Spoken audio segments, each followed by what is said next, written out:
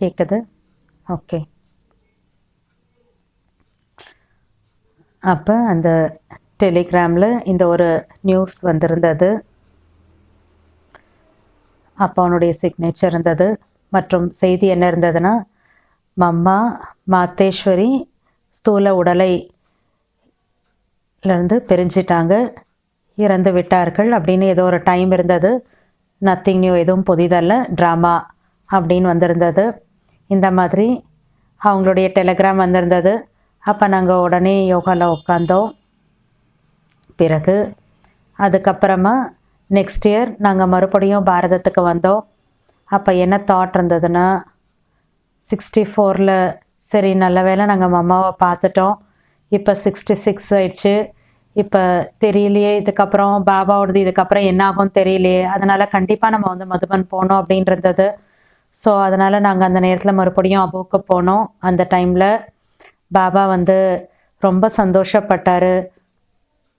மற்றும் யாரெல்லாம் சின்ன சின்ன கன்னியாஸ் இருந்தாங்களோ அவங்களெல்லாம் பாபா முற்றிலும் முன்னால் உட்கார வச்சிட்ருப்பார். மற்றும் அந்த நேரத்தில் ஒவ்வொரு நாளும் பாபா கிட்டேருந்து முரளியை வந்து கேட்போம். ஆனால் இது வந்து மான்சூனுக்கான நேரம், அதனால் அந்த மழை காலம், அந்த நேரத்தில் வேறு யாருமே வந்து கெஸ்டெல்லாம் மதுபனில் இருக்க மாட்டாங்க. நாங்கள் கூட மதுபனுக்கு கிளம்புறப்ப, அபு கிளம்புறப்ப பாபாவுடைய லெட்டர் வந்திருந்தது. கிளைமேட் கொஞ்சம் சரியில்லை, ரெய்னி சீசன், அதனால் நீங்கள் கூட பாருங்கள் எப்படி வர முடியும் அப்படின்னு, இல்லைன்னா நீங்கள் யோசிங்க அப்படின்னு தாதிஜி எங்ககிட்ட கேட்டாங்க. அம்மாவுக்கு வந்து கண்டிப்பாக பக்காவாக மதுபன் போய் தான் ஆகணுன்றது. அதுக்கப்புறம் எனிவே நாங்கள் வந்து மதுபனுக்கு கிளம்பி போயிருந்தோம். மழை காலம் இருந்தாலும் தாதிஜி அந்த டைமில் வந்து அஹமதாபாத்தில் இருந்தாங்க. பாபா வந்து தாதிஜி அஹமதாபாத்தில் வச்சுருந்தாங்க. தாதிஜியோட லெட்டர் அந்தளவுக்கு சரியில்லை. அதனால் பாபா வந்து தாதிஜி அவர்களையும் வந்து மதுபன் கூப்பிட்டாங்க. அப்போ அஹமதாபாத்லேருந்து அவங்களும் எங்களோட சேர்ந்து மதுபனுக்கு வந்து சேர்ந்தாங்க. அபுல வேறு யாருமே கிடையாது, ரொம்ப ஒரு சின்ன குரூப் தான் இருந்தது. கொஞ்சம் பூனாலேருந்து ஒரு பார்ட்டி, அதில் எங்களுடைய அம்மா எங்களுடைய பாட்டி 2 பேருமே இருந்தாங்க. மற்றும் அஹமதாபாத்லேருந்து கூட ஒரு 2-4 பேர் வந்து இருந்தாங்க. அதில் விசேஷமாக குலாப் மாத்தா இருந்தாங்க, பாபாவுடைய பழைய குழந்தை. பாபா வந்து அவங்கள குலாப் மாத்தான் அடிக்கடி பாபாவும் நினைவுபடுத்துவார். அவங்க ரொம்ப ஒரு விசேஷமான ஆத்மா. அந்த நேரத்தில் சாக்காரத்தில் பாபா அவங்களுக்கு கூட ரொம்ப ரொம்ப நல்ல பாலனை பாபா கொடுத்துருக்காரு. ஸோ ஒரு சின்ன ஒரு குரூப் தான் இருந்தது. மற்றபடி மதுபன் நிவாசிகள் ஒரு 30 பேர், முற்றிலும் அவ்வளோதான், ரொம்ப அதிகமாக வேறு யாரும் கிடையாது. அப்போ பாபா வந்து எப்போ முன்னால் உட்காந்துருந்தப்ப சில வார்த்தைகள் இங்கிலீஷ்லேயும் பாபா சொல்லுவார். ஆனால் எப்போ நாங்கள் முதல்ல அபுக்கு போய் சேர்ந்தோமோ, தாதிஜி கிட்ட வந்து தாதிஜியோட சேர்ந்து நாங்கள் பாபாட்ட நைட் குட் நைட் பண்ண போனோம். அப்போ பாபா அந்த டைமில் பார்த்துட்டு சொன்னார், குழந்தை உங்களுக்கு ஏதாவது வேணுமா அப்படின்னு கேட்டார். நாங்கள் சொன்னோம் இல்லை பாபான். பாபா சொன்னார், சொல்ல போனோன்னா மம்மா தான் எல்லார்ட்டையும் வந்து கேட்பாங்க, இருந்தாலும் பாபா இன்னைக்கு உங்ககிட்ட கேட்குறார். மம்மா ஷரீரை விட்டு 1 வருஷம் தான் இருந்தது. ஸோ பாபா வந்து கேட்டாங்க, உங்களுக்கு டூத் பேஸ்ட் வேணுமா, டவல் வேணுமா, லட்சு தாதி இருக்காங்க, அவங்க உங்களுக்கு எல்லாமே வந்து கொடுப்பாங்க. நாங்கள் சொன்னோம் இல்லை பாபா எல்லாமே இருக்குது அப்படின்னு. அப்புறம் பாபா சொன்னார், உங்களுக்கு ரொட்டி சாப்பிட்றதுக்கான ஒரு பழக்கம் இருக்காது இல்லை, உங்களுக்கு டபுள் ரொட்டி பாபா வந்து வெளியில் கடையிலேருந்து வாங்கி கொடுக்கலாமா, அங்கே வந்து கடை இருக்குது, டபுள் ரொட்டி கிடைக்கும் அப்படின்னு. நாங்கள் வந்து சொன்னோம் சிரிச்சிட்டு, பாபா எங்களுக்கு ரொட்டி சாப்பிட்றதுக்கு பழக்கம் இருக்குது, எங்களுக்கு ரொம்ப பிடிக்கும் பாபா, எங்களுக்கு ஓகே அப்படின்னு. அப்புறம் பாபா சொன்னார், பிஸ்கெட் வேணுமா, பிஸ்கெட் பாபா வாங்கி கொடுப்பார் உங்களுக்குன்னு. அதாவது என்ன விஷயம்னா, பாபாவுக்கு வந்து அந்த பெரிய அம்மா அப்படிங்கிற ஒரு பார்ட்டு பாபாவுக்கு இருந்தது. அது அந்த பார்ட்டை கூட பிரம்ம பாபா அவ்வளோ ஒரு சந்தோஷமாக வந்து அந்த பார்ட் ப்ளே பண்ணார்.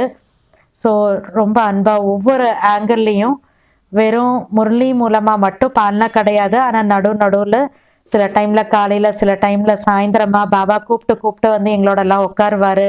பாபா கூட பேட்மிண்டன் கூட அப்போ நாங்கள் விளையாடுவோம். என்னுடைய சகோதரன் என்னை விட சின்னவராக இருப்பார், ஆனால் பாபா ரொம்ப வந்து ஹைட்டாக இருப்பார். என்னுடைய பிரதர் வந்து ரொம்ப ஹைட் குள்ளமாக இருப்பார். ஸோ இவர் வந்து 11 வயசு என்னோட தம்பிக்கு. பாபா வந்து 91 இருப்பார் பாபா.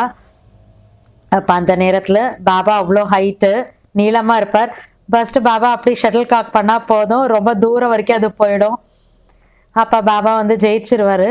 அப்போ பார்க்குறவங்க எல்லாம் ரொம்ப சந்தோஷப்படுவாங்க, சிரிக்கவும் செய்வாங்க. அப்போ அந்த நேரத்தினுடைய அந்த ஒரு அனுபவத்தினுடைய விஷயங்கள்லாம் வந்து எப்படி தோணுச்சு அப்படின்னா, நாங்கள் எங்கே சொர்க்கத்துக்கு வந்து சேர்ந்துட்டோன்னு தோணும். அன்பு மற்றும் பாபாவுடைய தொடர்பு மற்றும் அனைத்து தாதி தீதிகள், மன்மோகினி தீதி வந்து அப்பா பாபா கூட வந்து இருந்தாங்க. பாபா வந்து மம்மாவுக்கு அப்புறமா தீதி மன்மோகினிஜி அவர்களை மதுபனில் வச்சுருந்தாங்க. அப்போ அந்த அனைத்து அழகான காட்சிகள்லாம் அனுபவம் ஆகிட்டே இருந்தது. முதல்ல நான் யோசிச்சுட்டு இருந்தேன், 4-5 நாள் அபுல போய் இவ்வளோ நாள் நாங்கள் என்ன பண்ணுவோம் அங்கே போயின்னு தோணுச்சு. ஆனால் அதுக்கப்புறம் நாளுக்கு நாள் அப்படி நாட்கள் கடந்து போச்சு. பாபா டெய்லி எங்கிட்ட புதுசு புதுசாக ஏதாவது பேசுவார். சில டைமில் வாங்க பிக்னிக் பண்ணலாம் அப்படின்னு சொல்லுவார். நான் யோசிப்பேன், இந்த மழைக்கு நடுவில் எங்கே போய் நம்ம பிக்னிக் பண்ண போகிறோம். ஆனால் பாபா வந்து எப்போ பார்ப்பார், கொஞ்சம் கிளைமேட் பரவாயில்ல நல்லா இருக்கு அப்படின்னா மேலே சஷிபேனோட ஆஃபீஸ்க்கு மேலே வந்து அந்த டைமில் ஓப்பன் டெரஸ் இருக்கும். அங்கே பாபா வந்து பிக்னிக் வந்து பண்ண வைப்பார். அதாவது சங்கம யுகத்தினுடைய அந்த நாட்கள் ரொம்ப அன்பான, விடுபட்ட, ரொம்ப குஷி நிறைந்த அந்த ஒரு குழந்தை பருவ நாட்கள் அது. மற்றும் ஒரு நாள் நைட்டு பாபா வந்து சொன்னார், குழந்தாய், நீ நாளைக்கு ஏணிப்படி படத்தை வச்சு நீ புரியவை அப்படின்னார். எனக்கு வந்து ஆச்சரியமா இருந்தது. அப்புறம் பாபா சொன்னார், நீ ஏணிப்படி படத்தை பார்த்துருக்கியான்னு. நான் சொன்னேன் இல்லைன்னு. அப்போ அந்த டைமில் புதுசாக அப்போ தான் பிக்சர் தயாராக இருந்தது. இப்போ பாபாவுக்கு பக்கத்தில் ஒரு குமாரின்னு, ஒரு சந்தோஷ் பெண் ஒரு குமாரி இருந்தாங்க. அவங்க விதர்பாவில் சேவா பண்ணாங்க. அவங்க இப்போ கொஞ்ச நாளைக்கு முன்னால் தான் சரீரம் விட்டாங்க.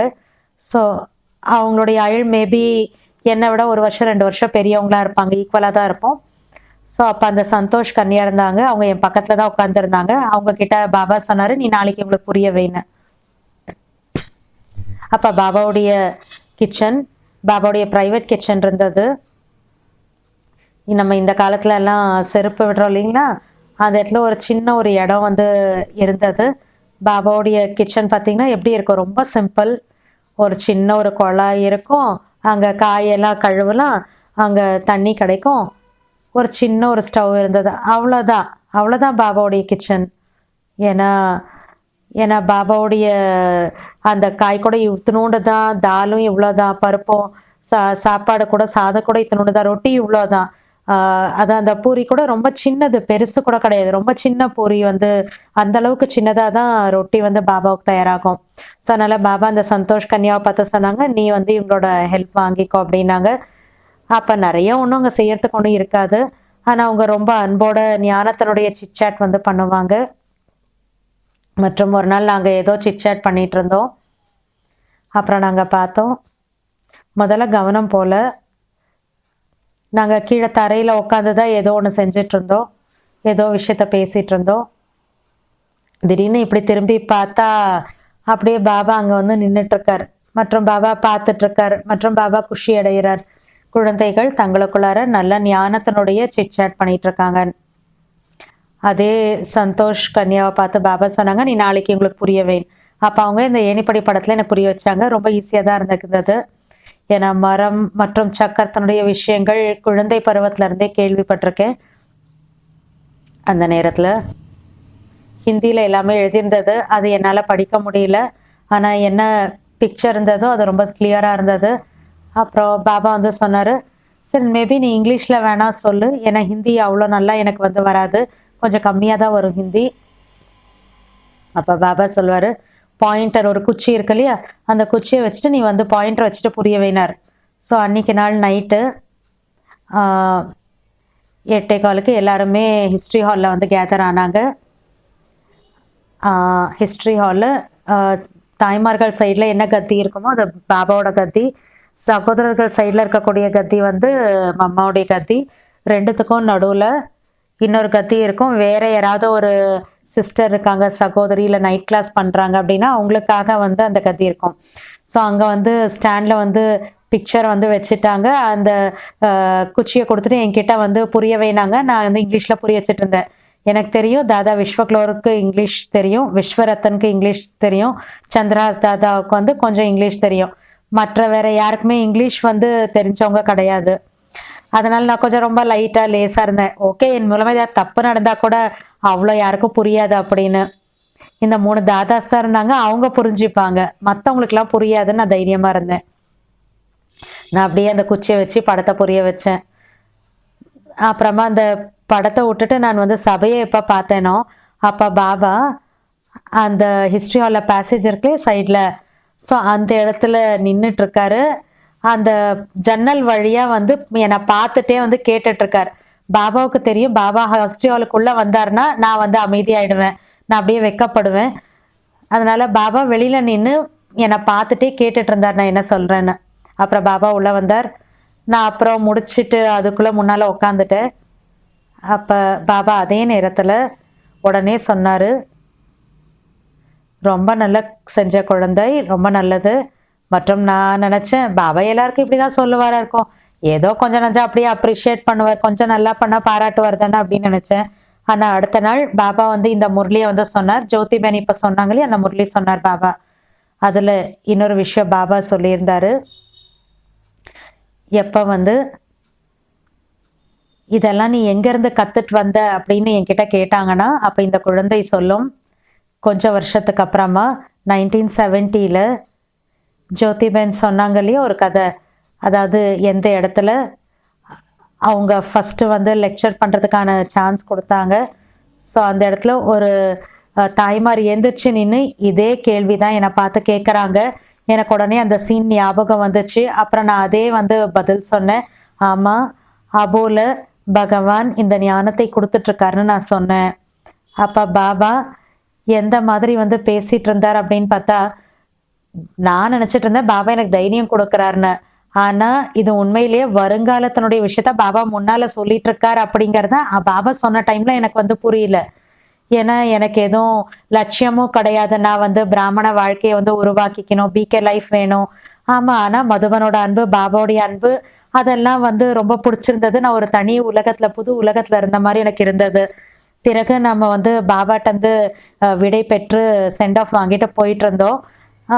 ரிட்டன் எப்போ அபூரோடுக்கு நான் வந்தேனோ நான் யோசித்தேன், நான் அபூர்வை வந்து அபுமலையை விட்டுட்டு நான் ஏன் இங்கே வந்தேன்? அது ஸ்வர்க்கமாக இருந்தது, இங்கே முற்றிலும் நரகம் போல தோணுதே இது.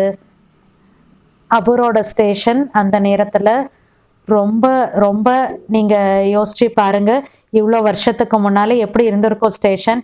இப்போ வந்து கொஞ்சம் ரீசெண்ட்லி கொஞ்சம் மாடர்னைஸ் பண்ணியிருக்காங்க. ஆனால் அதுக்கு முன்னால் கூட உங்களுக்கு எல்லாம் தெரியும், அபூரோடைய ஸ்டேஷன் ஒன்றும் ஸ்பெஷலாக அவ்வளோ அழகாலாம் ஒன்றும் இருக்காது. அப்போ அந்த நாட்கள்லாம் ரொம்ப ரொம்ப சாதாரணமாக இருக்கும். அப்போ இவ்வளோ வித்தியாசம் வந்து எனக்கு ஃபீல் ஆகிட்டே இருந்தது. ஆனால் அப்புறம் பாபாவே வந்து ஏற்பாடு பண்ணி கொடுத்தாரு. நாங்கள் வந்து அஜ்மூர் போனோம், ஜெய்ப்பூர் எல்லாம் போயிட்டு வரட்டும், ஏன்னா குழந்தைங்க இல்லையா, கொஞ்சம் வெளியிலலாம் சுற்றிட்டு வரட்டும் இந்தியாவை அப்படிங்கிற உணர்வோட பாபா வந்து ஏற்பாடு பண்ணி கொடுத்தார். அப்புறமா உலகத்தில் வந்துட்டோம், திருப்பி ரிட்டன் லண்டனுக்கு போயிட்டோம். அப்புறம் எனக்கு என்ன தோணுச்சுன்னா, இப்போது இங்கே மதுபனில் அபோல நடந்ததெல்லாம் ஏதோ ஒரு கனவு போல் இருந்தது. அப்புறம் 1967 கூட மறுபடியும் பாரதத்துக்கு வந்தோம். பிறகு பாபாவோட மறுபடியும் சந்தித்தோம். அந்த டைமில் பாபா வந்து என்னை பார்த்து சொன்னார், நீ ஜான்கி தாதி கிட்ட, அதாவது ஜனக் கூட நீ சென்ட்ரல் இருப்பியா? அப்போ நான் வந்து யோசித்தேன், சென்ட்ரலில் ஒன்றும் ரொம்ப அதிகமான ஆக்டிவிட்டி ஒன்றும் இல்லை, ரொம்ப சின்ன சென்டர் அந்த நேரத்தில். அப்போ எனக்கு வந்து உள்ளார சென்டரில் இருந்து நான் என்ன பண்ணுறது அப்படின்னு எனக்குள்ளே ஒன்றுமே வரவே இல்லை. நான் வந்து பாபாவுக்கு எதுவும் சொல்லலை. ஆனால் அதுக்கப்புறம் நான் தாதிஜி கிட்ட சொன்னேன், தாதிஜி நான் சென்டரில் இருக்கிறதுக்கு தயார், ஆனால் எனக்கு அவ்வளோ ஞானமும் இல்லை, புரிதலும் இல்லை. லண்டனில் போய் நான் வந்து யூனிவர்சிட்டி இப்போ ஜாயின் பண்ணணும் அப்படின்னு. அப்போ தாதிஜி என்னுடைய மனசை லைட் ஆக்கிட்டாங்க. நோ ப்ராப்ளம், நான் பாபா கிட்ட சொல்லிடுறேன் அப்படின்ட்டாங்க. ஸோ இந்த மாதிரி அந்த 67 ஸ்பெஷல் ஒரு விஷயம் எனக்கு ஞாபகத்தில் வருது. ஆனால் அதுக்கப்புறம் கூட பாபா அன்பினுடைய கடல், ரொம்ப அன்பு கொடுத்துட்டு இருந்தார், பாலனையும் கொடுத்துட்டு இருந்தார். பிறகு 1967 டிசம்பர், அது ஆகஸ்ட் 1 நடந்தது. நான் மதுபனில் இருந்தது. பிறகு நான் லண்டன் போனேன், யூனிவர்சிட்டியில் போய் ஜாயின் பண்ணேன். அப்புறம் அங்கே ஒரு முறை யூனிவர்சிட்டியில் நான் உட்காண்ட்ருக்கேன். அந்த டைமில் லெக்சர் தேட்டர் மாதிரி இருந்தது. அப்போ ப்ரொஃபஸர் வந்து தேட்டரில் கீழே வந்து ஒயிட் போர்டில் ஏதோ எழுதிட்டே இருந்தார். நான் வந்து அந்த லெக்சர் தேட்டருக்கு பின்னால் இருந்தேன், கொஞ்சம் ஹைட்டில் மேலே இருந்தேன். நான் உக்காண்ட்டே எனக்கே தெரியல, எனக்கு அப்படியே தோணுச்சு, நான் வந்து இந்த உடலில் வந்து இல்லை, நான் உடல்லேருந்து ஏதோ தனியாக இருக்கேன் மற்றும் நான் மேலே இருந்து இந்த எல்லா காட்சியும் வந்து நான் பார்த்துட்டே இருக்கேன். அவர் எழுதிட்டே இருக்காரு மற்றும் நான் என்னுடைய புக்கில் எழுதிட்டே இருக்கேன். மற்றும் இந்த ஒரு கேள்வி வருது, நீ இங்கே என்ன பண்ணிகிட்ருக்க, இங்கே என்ன நடந்துட்டுருக்கு? அப்போ நான் எனக்கே சொன்னேன், கனவு கண்டுறதை முதல்ல விடு அப்படின்னு. உடனே பார்த்தோன்னா திரும்பி மீண்டும் நான் வந்து அப்படியே இந்த பூமியில் வந்த மாதிரி ஆயிடுச்சு. ஆனால் இந்த ஒரு அனுபவம் இருந்துச்சு இல்லையா, அது மனசில் வந்து அப்படியே இருந்தது. அப்புறம் கொஞ்ச நாளைக்கு அப்புறமா அப்பா கிட்ட நான் பேசிகிட்டே இருந்தேன்.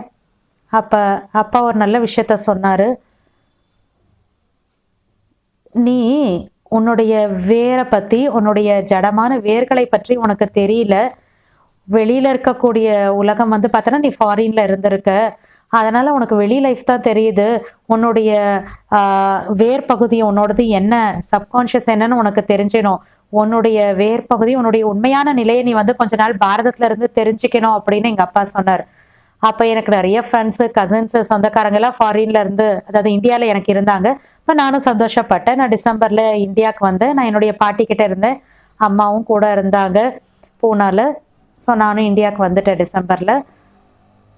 ஸோ 2-3 மாதம் வந்து ரொம்ப குஷியோடு இருந்தேன், அப்படியே ஜாலியாக. ஆனால் அதுக்கப்புறம் வந்து எனக்கு போர் அடிச்சிச்சு. எனக்கு தோணுச்சு, கொஞ்சம் புத்திக்கு ஏதாவது யோசிக்கணும், கொஞ்சம் நல்ல விஷயத்த படிக்கணும் அப்படின்னு தோணுச்சு.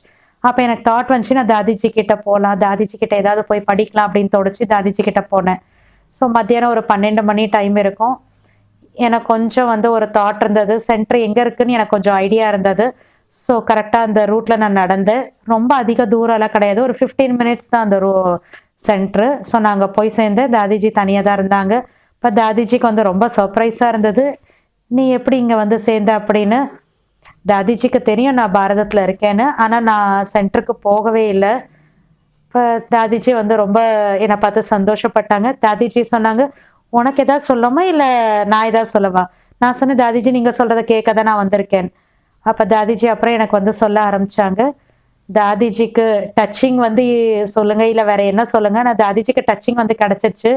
பாபா சொல்வார் இல்லையா, நாடியை பாருன்னு. அப்போ யோகிகளுக்கு வந்து நாடியை பார்ப்பது ரொம்ப நல்லா வரும். அப்போ அந்த நொடி தாதிஜி வந்து சொன்னாங்க, இப்போ ஒவ்வொரு மனிதனுக்கு உள்ளார அநேக விதமான விஷயங்களுடைய தாக்கம், பிரபாவம் வந்து ஏற்படுது. கல்வி, சமுதாயம், நண்பர்கள், மீடியா. ஸோ இந்த காரணத்தினால விவேகம் வந்து அவ்வளோ யோசிக்க முடியல, சரி எது தவறு எதுன்னு ஒரு குழப்பம் வந்துடுது மனிதர்களுக்குள்ளார அப்படின்னு. தாதிஜி வந்து அப்படியே என்னுடைய மனதனுடைய எண்ணத்தை வந்து அப்படியே பிடிச்சிட்டாங்க தாதிஜி. ஏன்னா ஒரு சைடில் வெஸ்டர்ன் சொசைட்டி, இன்னொரு சைடில் பாரதத்தினுடைய விஷயங்கள், இன்னொரு சைடில் ஞானத்தினுடைய விஷயங்கள், மற்றும் வெஸ்டர்ன் சொசைட்டியில் கூட அங்கே வந்து இருக்கக்கூடிய சமுதாயம் வந்து ஆரம்பிச்சிருச்சு. அதெல்லாம் எனக்குள்ள நான் பார்த்துருக்கேன், இருந்திருக்கேன். ஸோ இது எல்லாத்துக்கும் நடுவில் நான் இப்போ எப்படி இருக்கணும் அப்படிங்கிற ஒரு எந்த பாதையை நான் இப்போ எடுக்கணுங்கிற ஒரு எனக்குள்ள தெளிவாக இல்லை. ஃபாரினில் நான் யோசித்தேன், இப்போ வந்து யோசிக்கணும்னு அவசியம் இல்லை, நான் ஃபஸ்ட்டு என்னுடைய படிப்பு மேலே கவனம் கொடுக்கணும், அப்புறம் பின்னால் பார்த்துக்கலான்னு நான் நினச்சிட்டு இருந்தேன். ஏன்னா அந்த கேள்வி எனக்குள்ள மனசுக்குள்ளே இருந்துகிட்டே இருந்தது. அப்போ தாதிஜி எப்போ இந்த விஷயத்த சொன்னாங்களோ, தாதிஜி முற்றிலும் என்னுடைய நாடி அப்படியே பிடிச்சிட்டாங்க. அப்போ நான் வந்து சொன்னேன், அப்போ இந்த பிரபாவம் எல்லாம் ஆத்மா மேலே பட்டிருக்கு இல்லையா, அது எப்படி வந்து இறங்கும்னு நான் கேட்டேன். அப்போ தாதிஜி சொன்னாங்க, யோகா அப்படின்னு. நீ வந்து யோகானா என்ன, 7 days கோர்ஸ் வந்து பண்ணு, யோகா கற்றுக்கோ, அப்போ உனக்கு தானாகவே தெரிஞ்சிடும் அப்படின்னாங்க தாதிஜி. அப்போ 1 hour இருக்கும். அதுக்கப்புறம் சுந்தரி பையன் வந்து அங்கே வந்து சேர்ந்தாங்க. அவங்க கடைக்கு போயிருந்தாங்க ஏதோ ஒரு வேலைக்காக. இப்போ தாதிஜி அவங்கள வந்து கூப்பிட்டாங்க. சுந்தரி பையன் வந்து தாதிஜி கூட வந்து இருந்தாங்க அந்த சென்டரில். ஸோ சுந்தரி பையனை பார்த்து சொன்னாங்க, நீ உங்களுக்கு வந்து கோர்ஸ் பண்ணவே அப்படின்னாங்க. ஸோ அப்போ நான் அதே நாள் சாயந்தரம் திரும்பவும் வந்து சென்டருக்கு கோர்ஸ் கேட்கறதுக்காக போனேன் சுந்தரி பையன் கிட்ட. ஆத்மானுடைய அறிமுகம், அந்த நேரத்தில் என்ன ஒரு எனக்கு கிடைச்சதோ, பல விதமான கேள்விகள் எனக்குள்ளே இருந்ததெல்லாம் வந்து போயிடுச்சு. ஏன்னா 8 வருஷத்தில் வந்து 8 இயர்ஸாக நான் இருந்தப்ப எனக்கு வந்து ஆத்மா வந்து ஜோதிர் பிந்து நெற்றியில் இருக்குன்னு சொன்னப்போ அதெல்லாம் குழந்தை பருவத்தில் கதை போல் நான் கேட்டேன். ஒன்றும் அந்தளவுக்கு புரியவே இல்லை. ஆனால் இப்போ என்ன இருந்தது அப்படின்னா, ஒவ்வொரு விஷயத்தினுடைய எவ்வளோ டீட்டெயில் நான் கேட்டுகிட்டே போனேனோ ரொம்ப எனக்கு வந்து பிடிச்சிருந்தது. ரொம்ப தெளிவு இருந்தது. பல விதமான கேள்விகளுக்கான பதில் எனக்கு வந்து கிடைச்சது. பிறகு லாஸ்ட்டில் 5 நிமிஷம் அமைதியில் உட்காந்தோம். அந்த அனுபவமும் வந்து எனக்கு ஏற்பட்டது. திரும்பி ரிட்டர்ன் எப்போ வந்து நான் வீட்டுக்கு போனேனோ, நான் வீட்டுக்கு போனேன். அப்புறம் நான் யோசித்தேன், அங்கேருந்து இங்கே வர வரைக்கும் நான் எப்படி வந்தேன்? முற்றிலுமே எந்த விஷயமே ஞாபகமே வரல. அப்படியே நான் பறந்து அங்கேருந்து சென்ட்ரலேருந்து வீட்டுக்கு வந்த மாதிரி இருந்தது எனக்கு. ஸோ 2வது நாள் வந்து ரொம்ப இன்ட்ரெஸ்டடாக நான் வந்து கிளாஸ் கேட்க போனேன், பரமாத்மாவோட அறிமுகம். ஸோ அந்த நேரத்தில் கூட ரொம்ப நல்லா அப்படியே பாபா வந்து புத்தியை இழுத்துட்டு ரொம்ப நல்ல அனுபவத்தை வந்து பண்ண வச்சாரு. ஸோ 3rd டேவும் கிளாஸு. அப்புறம் 3rd டே வந்து தாதிஜி மறுபடியும் என்னை வந்து சந்திச்சாங்க. தாதிஜி சொன்னாங்க, நீ ஏன் காலையில் கிளாஸ்க்கு வரலாம்ல, நீ வந்து மதுபனில் முரளியெல்லாம் கேட்டிருக்கல்ல அப்படின்னாங்க. அப்போ முற்றிலும் 4வது நாளே வந்து காலையில் முரளி இருக்கும். அப்போ தாதிஜியினுடைய எக்ஸ்ப்ளனேஷனும் இருக்கும், முரளி மட்டும் கிடையாது. அந்த நேரத்துலலாம் அந்த காலத்தில் தாதிஜி முதல்ல முரளியோடைய எசன்ஸ் ஃபஸ்ட்டு படித்து எங்களுக்கு சொல்லிடுவாங்க. அப்புறம் நிறைய விஷயங்களை எங்களுக்கு வந்து புரிய வைப்பாங்க. அப்புறமா முரளியை வந்து சொல்லுவாங்க, அப்படியே படித்து சொல்லுவாங்க. அப்போ முரளியை பின்னால் கேட்குறப்ப எங்களுக்கு ரொம்ப நல்லா அப்படியே புரிஞ்சிக்க முடியும். இல்லைனா குழந்தை பருவத்தில் பார்த்திங்கன்னா முரளி வந்து அவ்வளோ வந்து புரியவே இல்லை. கொஞ்சம் ஹிந்தி லாங்குவேஜும் அந்தளவுக்கு தெரியாது. சில விஷயங்கள் அவ்வளோ ஆழமாக இருக்கும், அது புரியவே புரியாது. ஆனால் தாதிஜி வந்து தெளிவாக ஆக்கி வந்து நம்மளுக்கு வந்து எக்ஸ்பிளைன் பண்ணுவாங்க. பாபாவுடைய முரளி அப்புறம் படிப்பாங்க, ரொம்ப தெளிவு வந்துடும் உள்ளார. அப்போ காலையில் சீக்கிரமாக வந்து முழிக்கணும், கிளாஸ்க்கு வரணும். அப்புறம் பிறகு ஈவினிங்கில் ஃப்ரெண்ட்ஸ் கூட சுற்றுறதுக்காக போகிறது. அப்போ ஒரு நாள் நான் ரெடி ஆகிட்டே இருந்தேன் வெளியில் ஃப்ரெண்ட்ஸ் கூட போகிறதுக்காக. கசின்ஸ் கூட வெளியில் போக ரெடி ஆகிட்டு இருந்தேன். அப்போ ரஜினிபேன் என்னை பார்த்து கேட்குறாங்க, நீ இதெல்லாம் என்ன பண்ணிகிட்ருக்க நீ அப்படின்றாங்க என்னை பார்த்து. அப்போ நான் யோசிச்சு, இதையே இவங்க சொல்கிறாங்க கேட்குறாங்க இப்படி. அப்போ சொல்கிறாங்க, நீ வந்து டிசைட் பண்ணணும் அப்படின்றாங்க. உனக்கு இந்த இருக்கிற வாழ்க்கை வேணுமா இல்லை அங்கே இருக்கிற வாழ்க்கை வேணுமா அப்படின்னு. அப்போ நான் ஒன்றுமே பதிலே சொல்லலை. என்கிட்ட ஆன்சர் வந்து என்கிட்ட ரெடியே கிடையாது. அப்போ நெக்ஸ்ட் டே ரஜினிபேன் வந்து தாதிஜி கிட்ட வந்து சொல்கிறாங்க, தாதிஜி நீங்கள் இவங்களுக்கு புரிய வைங்களேன். காலையில் எந்திரிக்கிறாங்க, அப்புறம் நைட்டில் வந்து சாயந்தரம்னா வெளியில் சுத்த போயிடுறாங்க. இவ தன்னோடதை வந்து தனக்கு என்ன வேணும்னு வந்து டிசைட் பண்ணோம்ல அப்படின்னு. அப்போ தாதிஜி வந்து ரஜினிபேன்ட்ட சொல்கிறாங்க, இவ டிசைட் பண்ணுவா. அம்மாவும் சொல்லியிருந்தாங்க இவ தன்னைத்தான் யோகா கற்றுப்பான்னு. இப்போ தாதிஜி வந்து அவங்ககிட்ட சொல்கிறாங்க, நீ அவளை யோசிக்கிறதுக்கு விடு, இப்போ எதுவும் சொல்லாத, நீ இவ தானாகவே சொல்லுவா அப்படின்ட்டாங்க தாதிஜி. அப்புறமா கொஞ்ச நாளைக்கு அப்புறமா தாதிஜி எங்ககிட்ட வந்து கேட்டாங்க, மாமலேஸ்வர் போவீங்களா, அங்கே வந்து படி தாதி அங்கே இருக்காங்க, அங்கே வந்து படவிளக்கம் பண்ணுறாங்க, அங்கே போவீங்களான்னு. அப்போ நானும் அம்மாவும் 2 பேருமே வந்து மாமலேஸ்வர் அங்கே வந்து போனோம் சேவைக்காக. அப்போ நாங்கள் போகிறப்ப இன்னொரு 2-3 தாய்மார்கள் கூட வந்தாங்க. அப்போ தாதிஜி வந்து ரொம்ப குஷியோடு எங்களை வந்து தயார் பண்ணாங்க. அப்புறம் இவ்வளோ பெரிய பெரிய அந்த பாக்ஸ் அங்கே அங்கே பூனாவில் வந்து ஒரு இனிப்பு தயார் பண்ணுறவர் இருப்பார். அவர் பாபா கூட இப்போ கொஞ்ச நாள் முன்னால் அவரை நினச்சாரு, ஸ்வீட் மாஸ்டர். ஸோ தாதிஜி அவர்கள் நிறைய டோலி வந்து கொடுத்தாங்க, இனிப்பான டோலி, கார வகைகள். அந்த பிஸ்கெட் பண்ணுறவங்க கூட அப்போ தாதிஜி கிட்ட இருந்தாங்க, இப்போ பிஸ்கெட்ஸும் கொடுத்தாங்க. அப்போ அது எல்லாமே வந்து பார்த்திங்கன்னா அப்படியே நிறைய வந்து அவங்களுக்கு எதெல்லாம் தேவைப்படுமோ அங்கே. ஏன்னா 40 பேர் அங்கே வந்து இருந்தாங்க. படவிளக்கம் ஒரு வாரத்துக்கு அங்கே நடக்க போகுது. அதனால எல்லாத்தையுமே தாதிஜி அவர்கள் கொடுத்து விட்டாங்க எங்ககிட்ட. அப்புறம் நாங்கள் அங்கே போய் சேர்ந்த உடனே படி தாதி அவர்கள் ரொம்ப அன்போடு எங்களை வந்து சந்திச்சாங்க. நாங்கள் வந்து 40 பேர் ஒரு போர்டிங் ஸ்கூல், குழந்தைங்களுடைய சம்மர் ஹாலிடேஸாக இருந்தது. அப்போ போர்டிங் ஸ்கூல் வந்து எடுத்திருந்தாங்க அந்த டவுன்லேருந்து கொஞ்சம் வெளியில். ஃபஸ்ட்டு டேவே அம்ருத்வேலாம் நாங்கள் வெளியில் பண்ணிகிட்டு இருந்தோம். தாதிஜி முன்னால் வந்து யோகா பண்ண வச்சுட்டே இருந்தாங்க. மேலே வந்து அப்படியே அந்த சந்திரனுடைய ரொம்ப அழகான ஒரு வெளிச்சம் இருந்தது. தாதிஜியினுடைய அப்போ கூட வந்து கொஞ்சம் ஒயிட் ஹேர் தான் தாதிக்கு இருந்தது. தாதிஜி முற்றிலும் ஏஞ்சலாக தான் தோணும். அந்த சந்திரனுடைய ஒளி தாதிஜியினுடைய தலை மேலே ரொம்ப அழகாக மின்னிட்டே இருந்தது. அப்போ முற்றிலும் தோணும் நாங்கள் வந்து ஃபரிஷ்தாக்களுடைய உலகத்தில் இருக்கிற மாதிரி தான் தோணும். அப்புறம் தாதிஜி அந்த நேரத்தில் முரளி எல்லாருக்குமே வந்து சொல்லுவாங்க. தாதிஜியினுடைய முரளி சொல்லக்கூடிய ஒரு விஷயத்துல கூட தாதிஜி கொஞ்சம் பிளஸ்ஸிங் இருந்தது. தாதிஜி முரளி சொன்னா ரொம்ப நல்லா இருக்கும். பிறகு டிஃபனுக்கு அப்புறமா தாதிஜி என்னையும் சந்துருபென் சான் பிரான்சிஸ்கோல இப்ப சந்துருபென் இருக்காங்க இல்லையா, அவங்க கூட அவங்களோட அம்மாவோட அங்க வந்திருந்தாங்க. அப்ப எங்க 2 பேரோட கையை வந்து பிடிச்சிட்டு படி தாதி எங்களை வந்து டவுன் ஹாலுக்கு வந்து கூட்டிட்டு போவாங்க. சில டைம்ல அந்த ஒரு மலைவா இருந்ததுனால அப்படியே கொஞ்சம் கீழே சறுக்கிற மாதிரி இருக்கும். அப்படியே எங்களை பார்த்து சொல்லுவாங்க, சரி இப்ப நம்ம ரேஸ் பண்ணலாமா அப்படின்னு சொல்லுவாங்க. பார்க்கலாம் இப்ப யார் முன்னால வந்து சீக்கிரமா ஓட முடியுது அப்படின்னு. தாதிஜியோட ஆயுள் வந்து 40 பக்கத்துல இருக்கும். அப்ப எங்க 2 பேரோட தாதிஜி வந்து கொஞ்சம் ரேஸ் பண்ணுவாங்க கீழே இறங்குறதுல. அப்புறம் அங்க பிரதர்ஷினி படவிளக்கம் எல்லாம் வந்து டவுன் ஹால்ல வந்து பண்ணியிருந்தாங்க. அங்க ரமேஷ் பாய்ஜியை பார்த்து தாதிஜி சொன்னாங்க, நீ வந்து இவளுக்கு இங்கிலீஷ்ல புரியவை. அப்ப ரமேஷ் பாய் அவர்கள் எனக்கு ஃபுல்லா இங்கிலீஷ்ல எல்லாமே புரிய வச்சாங்க. இல்லைன்னா படவிளக்கம்னா என்ன அதை நான் வந்து பார்த்ததே வந்து கிடையாது. ஸோ இந்த மாதிரி ரமேஷ் பாய் அவர்கள் எனக்கு எல்லாமே புரிய வச்சாங்க. கீதையினுடைய பகவானுடைய விஷயத்த நான் வந்து சொன்னேன், எனக்கு இது முற்றிலுமே புரியவே இல்லை அப்படின்னு. அப்போ அவர் சொன்னார், பரவாயில்ல ஒன்றும் பிரச்சனை இல்லை, யாராவது ஒருத்தர் இங்கிலீஷில் பேசுகிறவங்களாம் வந்தாங்க, நீங்கள் அவங்களுக்கு வந்து சொல்லிடுங்க, இந்த கீதையினுடைய பகவானுடைய டாபிக் வந்து வேற ஒரு பெரிய டீச்சரை கூப்பிடுறேன்னு சொல்லிடு அப்படின்னாங்க. அப்போ பாபா வந்து அந்த நேரத்தில் இதே தான் சொன்னாங்க. ரமேஷ் பாய்ஜி வந்து அப்படி சொன்னார். அதாவது அந்த டைமில் படவிளக்கம் சொல்கிறதுல ரொம்ப மஜா வந்தது எனக்கு. அப்புறம் ரொம்ப சந்தோஷமாக நான் ரிட்டன் திரும்பி வந்தேன். அப்போ தாதிஜி வந்து அனுபவம் எல்லாம் கேட்பாங்க டெய்லி. இப்போ தாதிஜி கிட்ட நான் வந்து ப்ரைவேட்லி போய் சொன்னேன், தாதிஜி எனக்கு இப்போ வந்து புரிய வருது சேவைனா என்னன்னு எனக்கு தெரியுது, மற்றும் நான் விரும்புகிறேன் நான் வந்து சமர்ப்பணமாகி சேவை பண்ணணும் அப்படின்னு. இப்போ தாதிஜி வந்து சொன்னாங்க, நீ பாபாவுக்கு லெட்ரு எழுது அப்படின்னு. அப்போ நான் இங்கிலீஷில் பாபாவுக்கு வந்து லெட்ரு எழுதினேன். 20 மணி நேரத்துக்குள்ளார நெக்ஸ்ட் டே தாதிஜி கிட்ட டெலகிராம் வந்து வந்தது.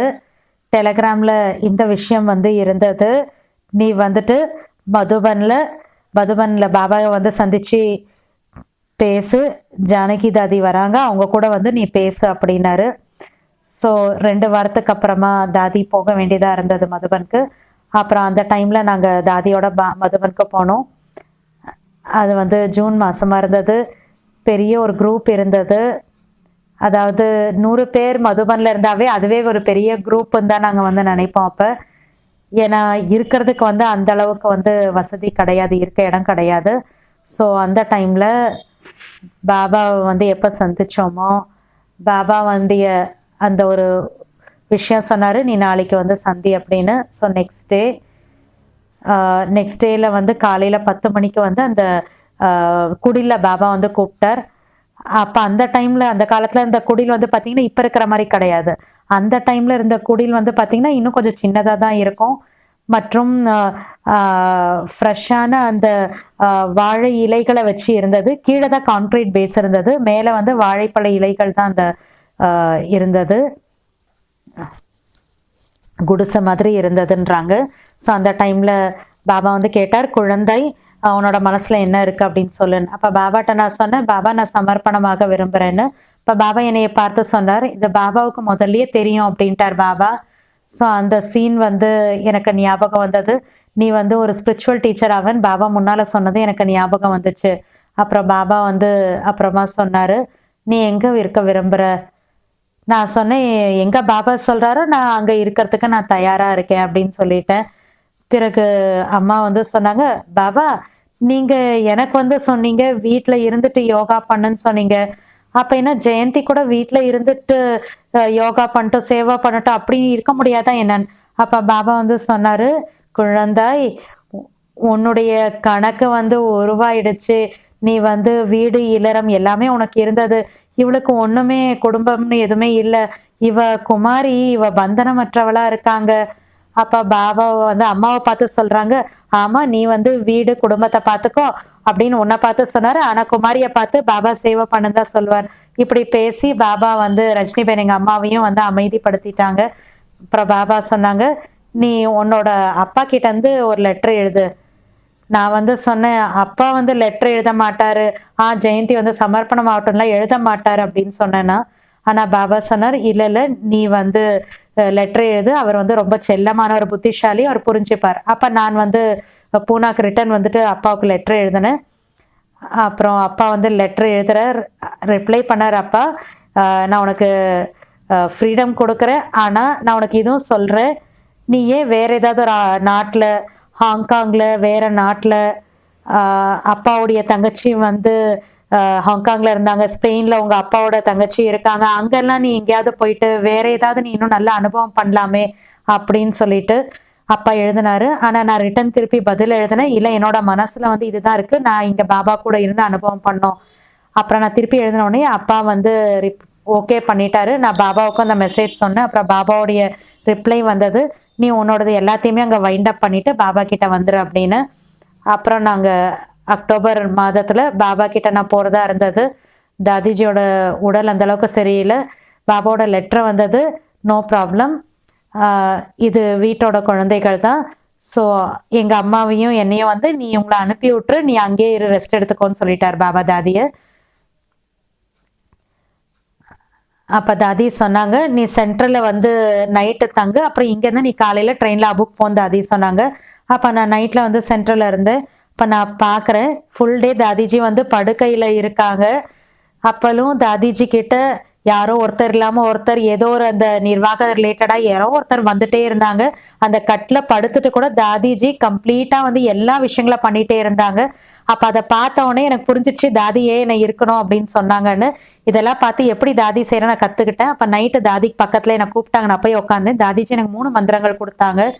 ஒரு மந்திரம் என்னன்னா, யார் உன்னைய பார்த்து இந்த மாதிரி வந்து நாங்கள் சேவைக்காக உன்கிட்ட யார் என்ன சொன்னாலும் நீ சேவைக்காக வந்து நோ சொல்லாது. நீ வந்து ஒருவேளை இது என்னை விட பெரிய சேவை என்னால் பண்ண முடியாது அப்படின்னு நீ வந்து சொல்லிட்ட அப்படின்னா, நீ நோ சொல்லிட்ட அப்படின்னா அதுக்கப்புறம் நீ கற்றுக்கிறதுக்கான ஒரு சான்ஸே உன்னால் போயிடும், நீ கற்றுக்க மாட்டேன். நீ ஆமான்னு சொன்னா நீ கற்றுப்ப, நீ முன்னால் போவ. யாராவது ஒருத்தர் வந்து யாரோ உனக்கு ஒரு வேலை சொல்கிறாங்க, இது என்னால் முடியாது, இது ரொம்ப கம்மி இந்த வேலை எனக்கு அப்படின்னு நீ நினச்சேன்னா, அப்போ கூட அந்த டைமில் வந்து உனக்குள்ள ஈகோ இருக்கும். அந்த அகங்காரம் மூலமாக உன்னுடைய சேவைக்கான வாசல் வந்து க்ளோஸ் ஆகிடும்னு சொல்லு அப்படின்னு தாதி சொன்னாங்க. அதனால எப்பயும் ஞாபகம் வச்சுக்கோ, சேவைக்கு எப்பயுமே ஹாஞ்சி தான் சொல்லணும் தாதி சொன்னாங்க. 2வது தாதி சொன்னாங்க, நீ எப்பயுமே கோல்டன் செயினில், தங்க சங்கிலியில் நீ வந்து மாட்டிக்க கூடாதுன்னு. அதாவது கோல்டன் குரூப், அதாவது ஒரு குரூப் உட்காருவாங்க, அவங்க வந்து இப்படி அப்படின்னு பேசுவாங்க, நிந்தனைக்குரிய விஷயங்கள் பேசுவாங்க, கோழி மூட்டிட்டு இருப்பாங்க. ஸோ இதுதான் கோல்டன் குரூப்னு சொல்லுவாங்க. ஸோ பாபா சொன்னார், எப்பயுமே அந்த கோல்டன் செயினில் போய் கோல்டன் குரூப்பில் போய் மாட்டிக்க கூடாதுன்னாங்க. 3வது, நீ எப்பயும் உன்னுடைய நேரத்தை பயனுள்ளதாக ஆக்கு அப்படின்னாங்க. ஸோ இந்த 3 மந்திரங்கள் தாதி கொடுத்தது வந்து ஃப்யூச்சரில் எனக்கு சதா காலத்துக்காக வந்து எனக்கு வந்து பயன்பட்டது. பிறகு நான் அபுக் போனேன். அப்புறம் தாதிஜி பாபா வந்து எனக்கு மன்மோயினி தீதி கிட்ட சொன்னாங்க, ஃப்ரீடம் கொடுத்துட்டாங்க, நீ இந்த கன்னியா வந்திருக்கா, நீ டெல்லியில் ஃபிக்ஸ் பண்ணாலும் சரி, ஆக்ராவில் ஃபிக்ஸ் பண்ணாலும் சரி, நீ எங்கே ஓகேன்னு நினைக்கிறியோ அந்த இடத்துல இந்த குழந்தைய ஃபிக்ஸ் பண்ணலாம் அப்படின்னு பாபா வந்து ஃப்ரீடம் கொடுத்துட்டாங்க தீதிக்கு. ஸோ இப்போ தான் நான் டைம் பார்க்குறேன். ஸோ உங்களுடைய ரெக்கார்டிங்கும் வந்து நடுவில் வந்து ஸ்டாப் ஆகிடுச்சு. ஸோ 1 ஹவரை விட அதிகமாக ஆயிடுச்சு இப்போ. ஸோ 18 ஜனவரி வரைக்கும் இருக்கக்கூடிய விஷயத்த நான் வந்து சொல்லிவிட்டு இப்போ நான் ஃபினிஷ் பண்ணிடுறேன். ஸோ தீதிஜி அவர்கள் முதல்ல டெல்லிக்கு வந்து அனுப்பி வச்சாங்க. அங்கே ஜெகதீஷ் பாய் வந்து ஒரு குமாரிஸ்க்கான ஒரு ட்ரைனிங்காக ஒரு இடம் எடுத்திருந்தார். பட் தீதிஜிக்கு வந்து அவ்வளோ அது சரின்னு தரல. ஏன்னா ரோடு கிராஸ் பண்ணி ஓவர் பிரிட்ஜ் போய் இன்னொரு சென்டர் இருந்தது, அது கமலா நகரோட விஷயம். அது அங்கே எங்களை கூட்டிகிட்டு போனாங்க. முற்றிலும் 12 பெட்ஸ் இருந்தது, டார்மெட்ரி போல் ஒயிட் ஷீட்லாம் போட்டு அப்படியே மின்னிட்டு இருந்தது, ஃபுல்லாக தயார் பண்ணி வச்சுருந்தாங்க. ஆனால் அப்புறமா பாபா கிட்ட இந்த நியூஸ்லாம் போய் சேர்ந்த உடனே பாபா வந்து சொன்னார், இல்லை இந்த இடம் வந்து பாபாவுடைய சின்ன சின்ன குமாரிகள் மீது வெளி உலகத்தினுடைய பார்வை வந்து படக்கூடாது, அதனால் பாபா இப்போ இங்கே ஆபோலியே ட்ரைனிங் கிளாஸ் வந்து திறப்பார்.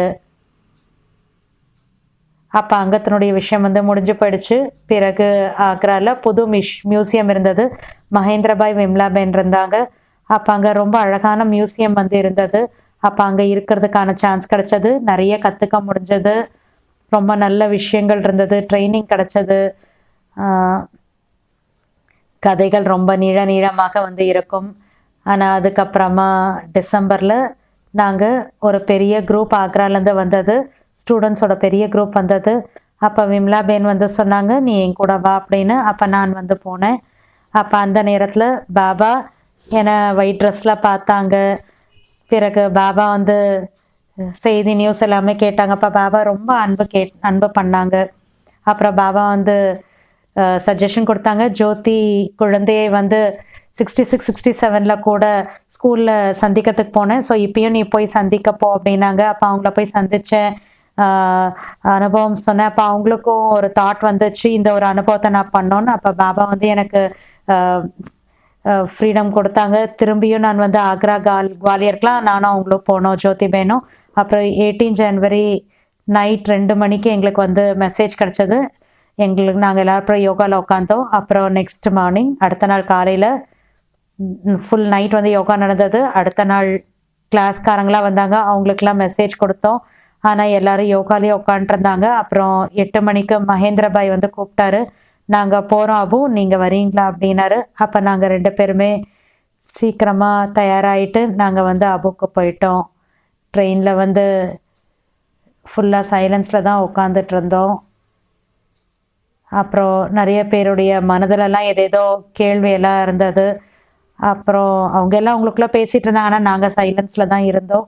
அப்புறம் மண்டே 20ஆம் தேதி காலையில் நாங்கள் வந்து மதுபனுக்கு போய் சேர்ந்தோம். அங்கேயே தபஸ்யா வந்து நடந்துகிட்டே இருந்தது. பிறகு பாபா அவ்வியக்தாகி முடிச்சிட்டாரு. ஆனால் பாபாவுடைய அந்த முகம் முற்றிலும் அப்படி இருந்தது, பூக்கு சமமாக இருந்தது. இந்த மாதிரி தோணவே இல்லை, ஆத்மா இல்லை அப்படின்னே. பாபா அப்படியே ரிலாக்ஸாக ரெஸ்ட் எடுத்துட்டு இருக்கிற மாதிரி தான் இருந்தது. ரொம்ப ரொம்ப அழகான ஒரு முகம் இருந்தது பாபாவுக்கு. பிறகு 21 ஜனவரிக்கு ப்ரோக்ராம் இருந்தது. பாபா வந்து 10 வந்தார், அவ்வியக்த பாபா வந்தார், தாதிகள்லாம் முன்னால் இருந்தாங்க. மற்றும் ஜோதிவன் மற்றும் என்னைய தாதிக்கு முற்றிலும் செகண்ட் லைனில் அவங்களுக்கு பின்னால் எங்களை உட்கார வச்சாங்க. அப்போ அது என்ன முரளி இருந்ததோ அது முற்றிலும் பாபா ஒவ்வொரு விஷயத்தை என்ன வந்து சொன்னாரோ அதை ப்ராக்டிக்கலாக நடந்துட்டுருக்கிறத இப்போ நம்ம வந்து பார்த்துட்டே இருக்கோம். எந்த முறையில் வந்து மதுபனுடைய ஒரு ப்ரோக்ராம் இப்போ நடந்துட்டுருக்கு அப்படின்னு. பிறகு பாபா அவ்வியக்தானதுக்கு அப்புறமா செகண்ட் சாப்டர் அது வேறு எப்பயாவது ஒரு டைம் சொல்கிறேன். ஸோ இப்போ நான் வந்து இதை முடிச்சிடுறேன். ஓம் சாந்தி. உங்கள் எல்லாருக்குமே நன்றிகள். ஓம் சாந்தி.